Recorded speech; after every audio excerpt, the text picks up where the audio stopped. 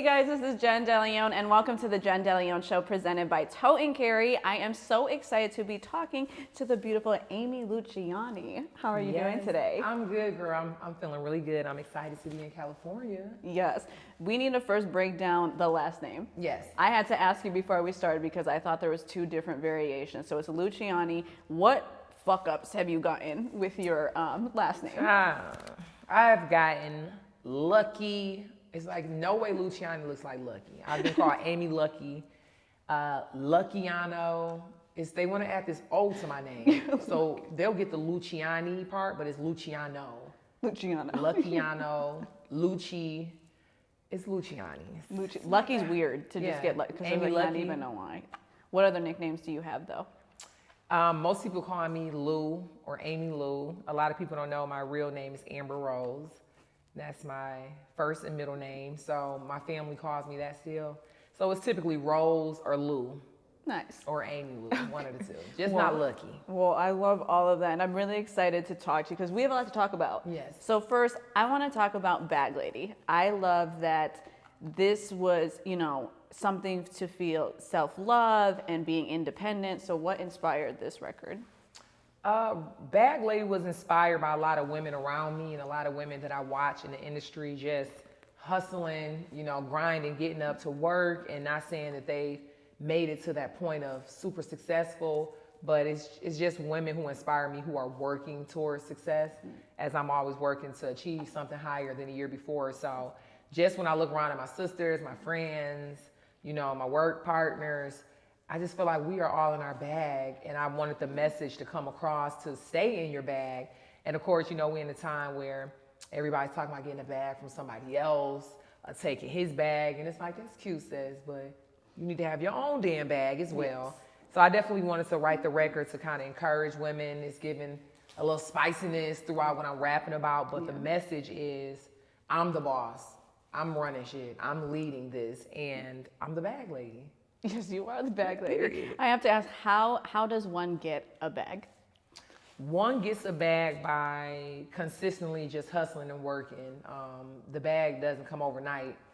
It is not something that is easily obtainable. If so, we would all have the bag. So you can get the bag by staying focused, being dedicated. You can't keep switching around. Some people might be focused on this bag and then they meet somebody else and it's like, oh, she's doing that, I'm gonna jump over there on her bag. You gotta focus on your bag and stay consistent. No bag hopping around, career hopping, like really stay true to what you wanna do. Yeah. And if you stay consistent enough and work hard enough, keyword, work hard enough, you will get the bag. I think it's right there for all of us to get. We just gotta be a little focused and really a little knowing what we want.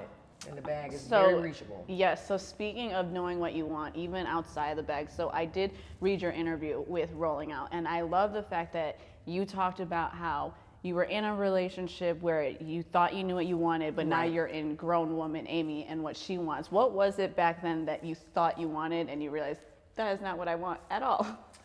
Back then, the same things that I wanted back then, I still want today. Obviously a successful career, financial freedom, financial wealth for my family, and a relationship, a healthy one. I still want the same things, but at the time, I think timing was not right. Just me being so focused on my career, doors open, doors closed, two more closed, one more opens. It's up and down as an independent artist and an entrepreneur at that. So I still want the relationship, but I know I got to get my stuff together now. Like I can't.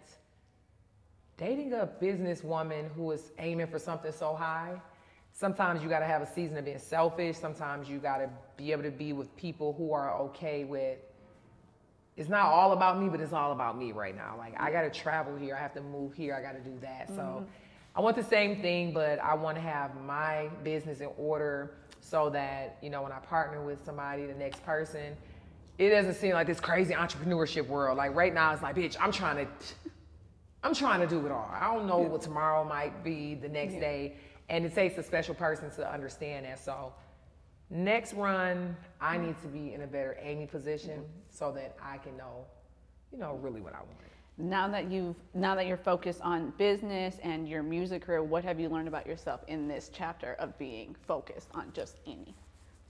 I've learned that it's a good thing to be an overachiever. But at the same time, I have to give myself a little more patience, a little more grace. Like what I'm focused on, normally has me in overdrive. Just being an artist, I'm used to loud music, banging, a million calls. So I have this thing that when it gets too quiet and I'm sitting down and I'm not working, I feel like I'm not doing enough. Yeah. Because I'm so used to the chaoticness of being a rapper and everything around it. And I've had to teach myself recently, like, it's okay to actually rest. You need it. It's okay to chill, just walk around your house and not always feel like, today is Monday, I didn't do nothing today. That means I'm going down a little bit. Like I have this weird feeling. So I'm teaching myself slowly, like, have a seat, enjoy a rest day. You're not always trying to catch up and keep up and be okay with, the timing of how things are working. What do you like to do on your rest days? Eat and sleep. Eat and sleep, okay. Girl, eat. I like to eat on my rest days. I like to eat for free by nice gentlemen who are generous. What's your favorite food? I love New Orleans, any New Orleans type of food. I love Cajun meals. I like Italian food mostly. I like all the bad stuff. So I'm a pork eating, pasta eating girl. Throw the cheese in and make it a little more unhealthy. I just love cheese and pasta. I eat anything, honestly. I just love food. I love food too. Together, I'm eating all day. Yeah, I love food. Well, I do want to talk about, so you write all your own music in bars. So I wanted to pull actually a few of my favorite bars from Bar Lady. Okay, Bag Lady. Let me hear and we need to talk about what it. you got. Oh, no, I don't have any flow. Okay, I was saying you about to flow it, or you gonna read it? I'm like, I'll read it, but you can say it after if you want. Okay. Okay, first one. I walk out the bank cheesing, I walk out that bitch skipping. Pink duffel full of money, all these blues look like I'm crippin'. Hop in the foreign, watch me whip it, cause I'm just different. So what I want to ask about that, what was one of your favorite moments when you went to the bank and you were skipping and you were cheesing in that moment? Honestly, it felt good to, my first skipping out the bank would be, I have not skipped out the bank for me personally, but I retired my mom from work 3 years ago. Wow, that's amazing. I was like, I gotta get you out the way so I can start splurging on me, because that was my self-promise.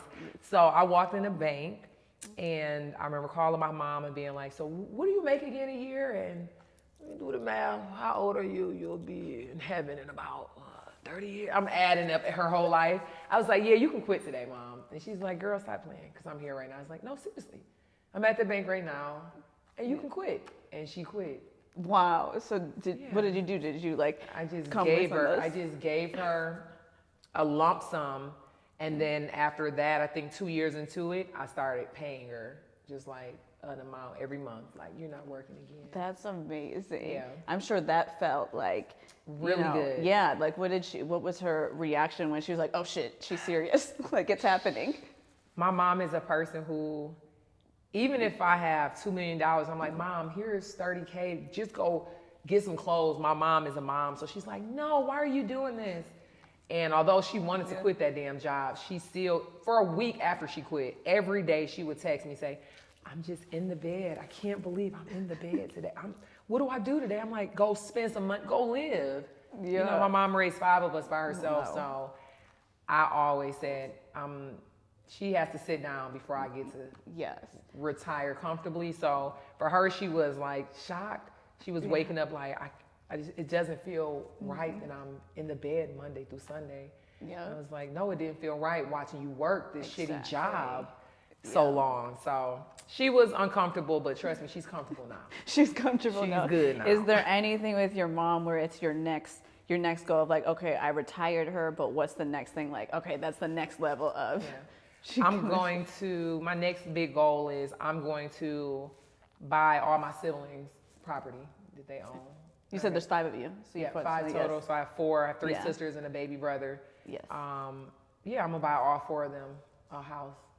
That's amazing. It'll be in their name, but that's the next goal. That's my secret goal. I just shared I didn't even mean to share that, because I was like, we could cut it out. No, you can keep it, because I want them to see that I'm working for they.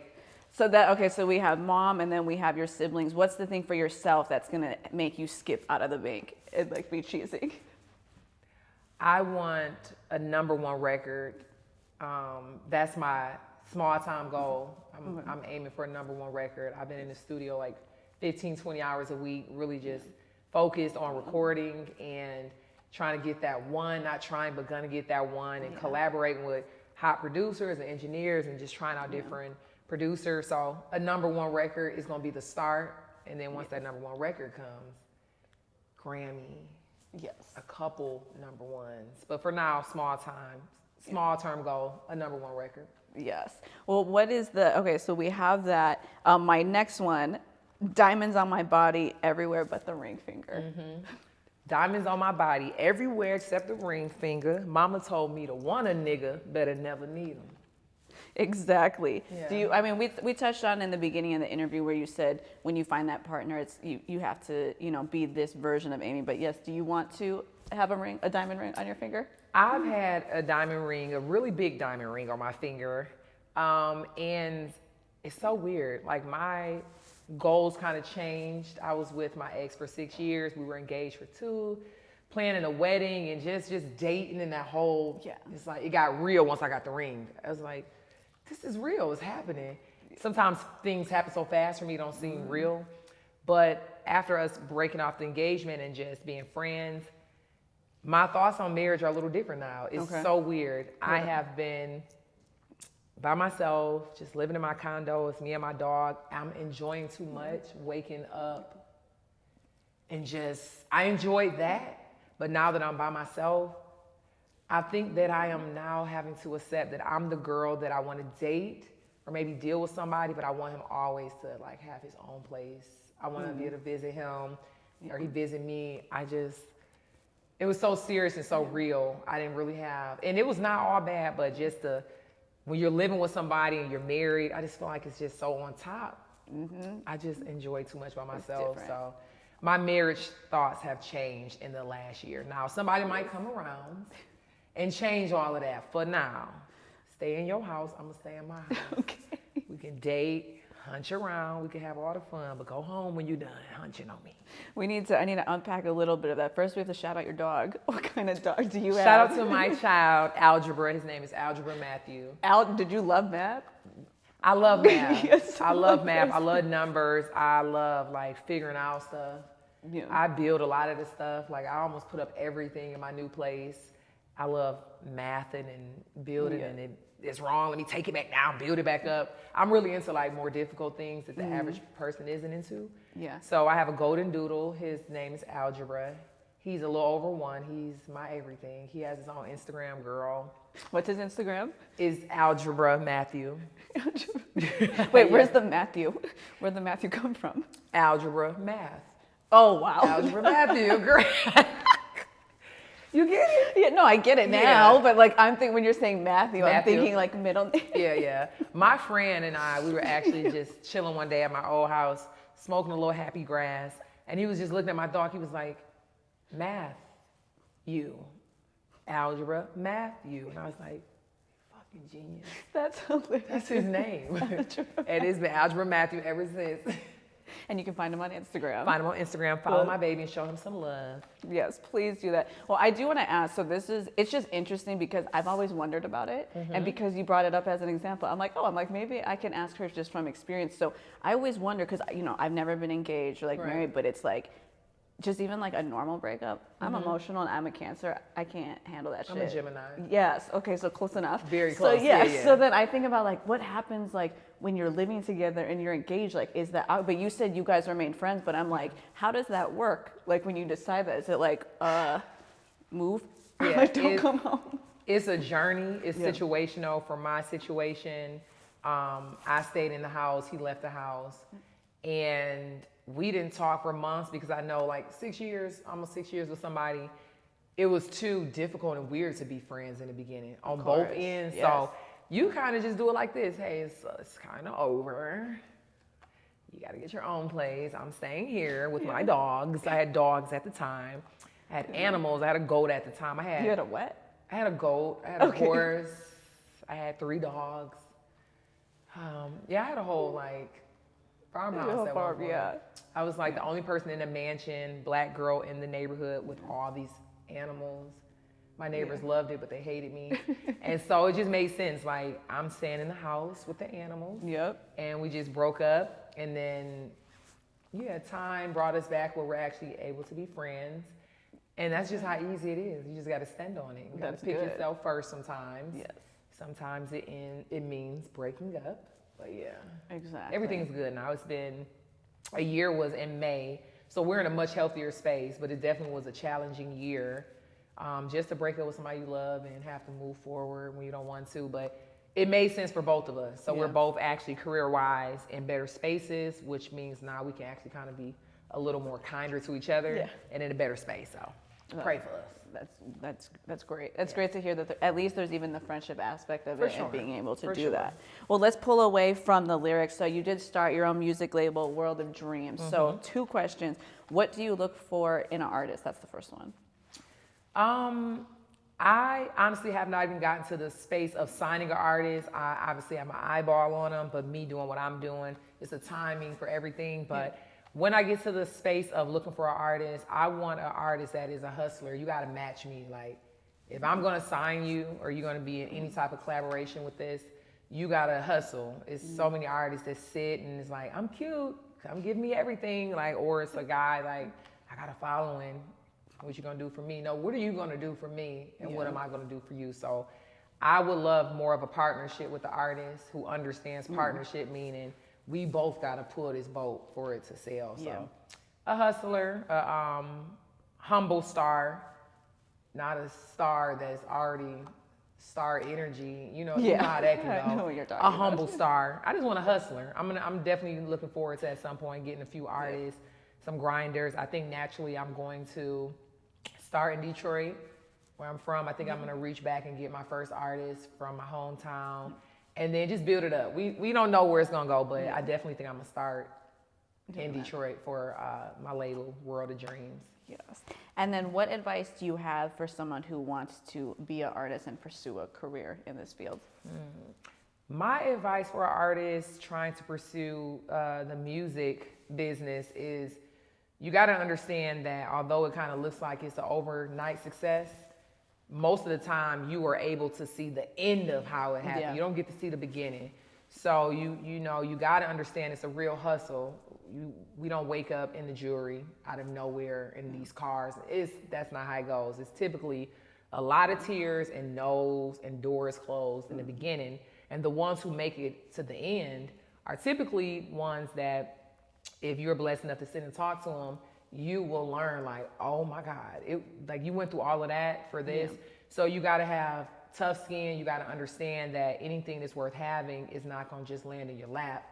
You got to work for it, and you got to understand it's not a date on it. Like if it was, I would have said 2 years ago, I'm gonna have me a #1 in a record label and a record deal. Is not a time. So if you're coming into this business with this schedule, I'm gonna have me a #1 record by next summer. You already in the wrong business. Because it's not how it goes. You got to be in it, doing what you love to do, and just enjoying the strides in the next step, and the next step, and then you hit the big step. So patience, dedication, and humility for sure. You can go far with that. Is there something in your journey where you look back at that and it's like your fan base would be like, oh wow, like I didn't know that that was part of it and part of that hustle? Yeah, I think people, Instagram wasn't the biggest thing where we were just showing everything in the beginning. So a lot of people missed the open mic career of Amy, where I was working at Wal-Mart, $7.19 an hour, living in my shitty apartment, car running hot, but I was still showing up at every musical event. I was still at every open mic, whether it was 50 people, 500 people, I was hustling it. They didn't get to see the broke times where it's like, oh my God, if you only knew that when people say certain comments and different things about me sometimes, I read them and it's like, I just want to grab them up and say, oh, let me take you back to 6 years ago. Let me show you something, bitch. Like, it's not enough time to really ever tell you, but it was a season where there was, you couldn't afford a studio. I couldn't afford a video. I couldn't afford a photographer. So the things that I could afford were the free things. I could come to the open mics. I would rap. I would do everything for free. I would carpool to shows. I would stand outside of different musical conferences, finesse my way in. Some days I couldn't have the money to afford the tickets.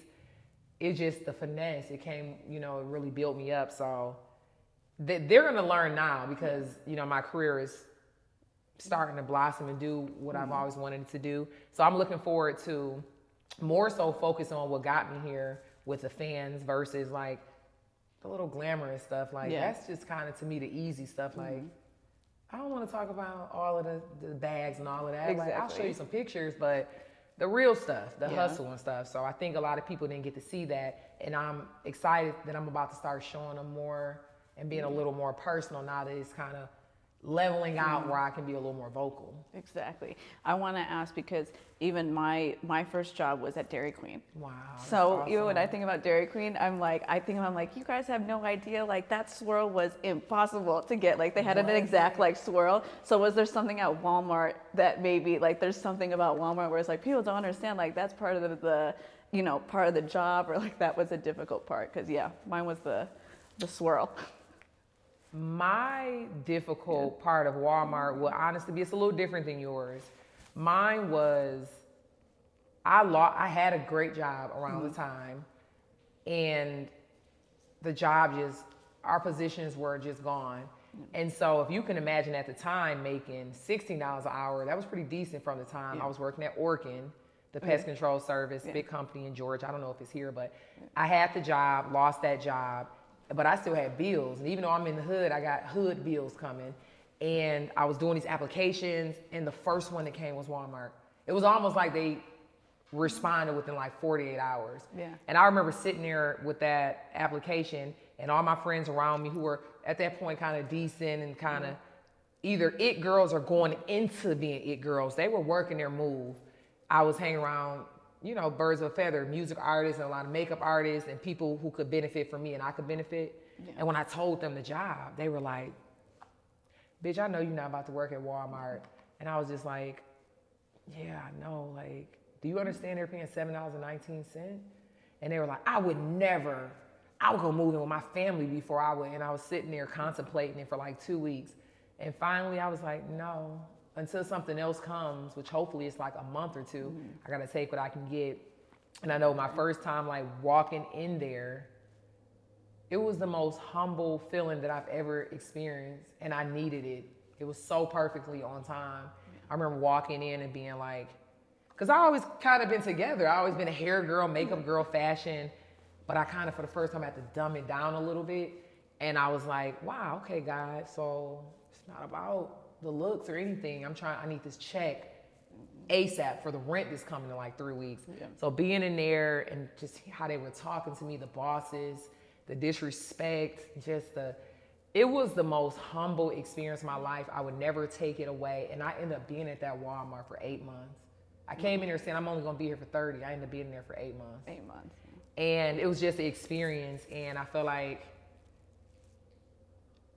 it was like perfect time, and that's all I can say. Like, I never have had to work so hard for so little, and I've never had to alone in a state by myself juggle and struggle and trying to be prideful and still be pretty while struggling. Yeah. So it taught me kind of how to do the poker face. It taught me how to look good on the outside, but really, bitch, I'm struggling right now. So that was a moment for me. Yeah. That was a moment. Now I knew after that, like, you can do what you want to do. You can do anything and survive it after this. Exactly. Well, thank you for sharing that. Yeah. Thank you. Few more questions for you. So you are the newest cast member of Love and Hip Hop Atlanta. Yes. That premieres June 13th. What can we expect when we see you on the show? I am super excited. If I had to pick any first TV gig, it would be Love and Hip Hop Atlanta for this season, because it is coming back to the origin of hip hop music. They're shadowing every part of the music. They just came back from Texas with me for 4 days, shadowing every performance, every studio session, dance rehearsal, my dance, just everything. So it's really showing my supporters and fans in the world what they don't really get to see too much on Instagram and of course YouTube, which is the work. You get to see me coming in the studio, arguing with management. I'm in my sweats. There is no makeup. I'm in glasses. I'm lost a dancer, had to go find another dancer. Like, you get to actually see me beyond, like, we get paid to post pretty pictures. We get paid to sell the lifestyle, but I've never been the girl just so into the lifestyle. I like the real, the rawness. So to be on the show and showing them, like, finally, I've been trying to figure out a way to strategically show y'all the studio sessions without it being so long-winded, or show you me at dance rehearsals without it being long-winded. The show was really highlighting the beginning of my career, and I really believe that my music is about to really take off. It's about to do a big leap, and I'm glad people can actually watch it instead of this whole energy of, oh, she was a big YouTuber, we know they make money, bitch, you're not working for nothing. They're handing you everything. Like, that's so far from what it is. So see it. The show is definitely getting more personal for me, and I think people deserve to see it, and they deserve to see something beyond jewelry, hair, and makeup. Yes. And so for me to be on the show showing that, I think people are really gonna appreciate me being on this show. Well, I'm excited to see you on the show just based off of even this conversation. Yeah. So excited Thank about you. that. Last question I have for you. Let's talk about your charity. Yes. Covered Atlanta or Covered ATL? Covered, yep, Covered Yep. Atlanta. Let's talk about the mission behind this foundation. Definitely. I'm super proud of my foundation. It's Cover Atlanta. I started it 4 years ago during one of the coldest seasons in the South. And I know I walked up to a lady, and naturally I'm like, if I have $1 on me or $2, $3, whatever, I never have cash, but I always somehow have like 2, 3 miscellaneous dollars somewhere. Yeah. And that's always my go-to, like, here's all I have cash, it's $3, $5 or whatever. And she's like, do you have a blanket in your trunk? Do you have a pillow? I was like, I actually don't. But it stood in my mind. And then another less fortunate person, when I went to offer them something, was like, do you have a blanket? I was like, wait a minute now. Not turning down the money for the blanket, that was kind of different. And just overnight, I dreamt of my foundation. I said, I'm not gonna do another charity where we're giving clothes and food or haircuts. We do that enough, and that's a blessing. I said, I'm gonna start something where we give covers, blankets, pillows, pillowcases. Yeah. And so I just naturally, I put a tweet up one day, and the next day it was like 400 people at this location. Wow.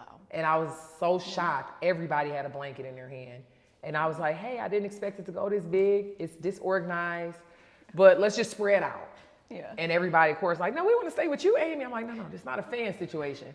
Yeah. Spread out and get the blankets out. And when I drove past that little area in Atlanta days later, or maybe a week later, to see everybody with a blanket on, it still to this day like gives me chills. Like, I did that, but we did that. And then it just became a thing. So every winter, all the fans would DM me and say, Amy, did you know that, like, you know, whatever the date, December the 19th, it's gonna be like 20 degrees. They keep up on the weather for me now. Wow. Because I always do it between December and January. Yeah. And I'm like, oh, I didn't know that. Well, can we do the charity on that day? I put one tweet out and everybody comes out. So it's important to give as you are receiving and getting blessed. You gotta reach sometimes back and reach down. So I'm gonna expand the charity. Of course, I wanna do Cover Atlanta, I wanna do Cover Detroit, Cover Cali. I just want it to be a thing. And even if I'm not present for the California one, if we can, you know, somehow figure out a way to give to the homeless throughout the different states, I just want people to be more a part of giving than receiving so much. So Cover Atlanta is definitely something that is so important to me. My nieces come out, my grandmother comes out to them, limping and all, carrying blankets, and what can I help with? And you know, she looks at the blankets, okay, this isn't clean, we'll put that one aside. So I got a community involved in this, and I'm excited. We're gonna grow it this year, this summer. You know, we're in talks with Wal-Mart right now, with partners. Does that feel full circle? Does that feel full circle to have that moment where you're talking to Walmart about this, and then that coming from that job? That's full circle, and that's just how the universe works, you know. I just did a big toy drive in Christmas. Danny Glover, the actor, came out. The mayor of a big city back home, College Park, like a lot of people showed up. And when Walmart reached out to my manager, the partner, they brought so many bikes. It was so many toys that it was unbelievable. And I had that moment in the dressing room at the venue of just seeing the Walmart rep there. And I was just like, this is crazy. I hated Walmart from how I felt like they just mistreated me and just so many others. But now look, like to see them giving back thousands on thousands. That's just how life works somehow. So it was crazy. I didn't even expect them to partner with us last year, last Christmas. Yeah. But yeah, it's full circle. That's how it goes. Yes. And then if anyone does want to get involved and help with Covered Atlanta or even the other cities, is there a website or email or just DM you? Yes. So if you want to partner with any of the charities that I do, definitely email me at amylucianimusic@gmail.com. We have people who set up vendors. They email us. They just donate. We have a P.O. box for it. We give that all out through the email. So a lot of people are out of state and they can't come. They just want to send maybe 20 blankets, 10 blankets, or hoodies. Yeah. Definitely email me. I check the email. We accept anything for the less fortunate, gently used clothes, whatever you can give. So definitely email me, amylucianimusic@gmail.com. I'll see it and we can definitely make it happen. That's an amazing mission. So thank you for sharing all this. Because you are the bag lady, so I have a few bags for you from Tone Carry. So pick whichever. I put a pink duffel one just because you said pink duffel with money. There's no money in it. Okay. But like, I'm about to say, what's in it, girl? There's nothing. This a little light. This ain't no money up in here. I was gonna put prop money in it. It's okay. No, it's cute.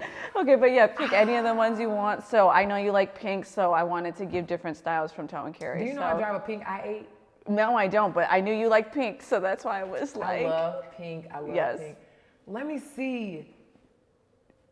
So this one is not for. Oh no, you can take that one too. It's but any for of real, them. what I'm gonna do on my flight? I got so much stuff. So you could use that for your flight. I gotta take this one. Yes, it actually has a lot of space too, but it looks flat, but it expands. Do I want this one, girl, or do I want this one? Take both. No. Take both. No. You don't want both? This one's a different. I like the graffiti. That's so greedy. No, it's fine. It's literally like. Oh well, this isn't supposed to be there. The cardboard, because they were all new. So yes, so it's from Tone Carry, so they sponsored my show. I'll take the small one. Okay. Yes, and we have boxes for you. So yeah, those are your Shout out bag. to Tone Carry. Okay. Yes. That's why when you were walking, you're like, damn, I have all this stuff. I need another bag. I'm like, I got you. You'll see. I definitely appreciate this. I love this. Yes. Well, thank you so much for your time and talking to me while you're here in LA. I hope it gets warmer. And happy early birthday. Thank you. Yes, your birthday, June 3rd. June 3rd. Yes. So happy early birthday. And I'm excited for your career, the foundation, love all of it. I'm excited because I was able to have this conversation with you. So when you get that Grammy and all that, we are going to talk again. Are you going to come to the Grammy party? I am. Because we're going to live it up. It's going to be me, Diddy, Jay-Z, Beyonce, Nicki, Cardi. They're going to be friends by the end because of me. We will. Okay. Well, thank you so much. Thank you for having me. I definitely enjoyed it. Thank you.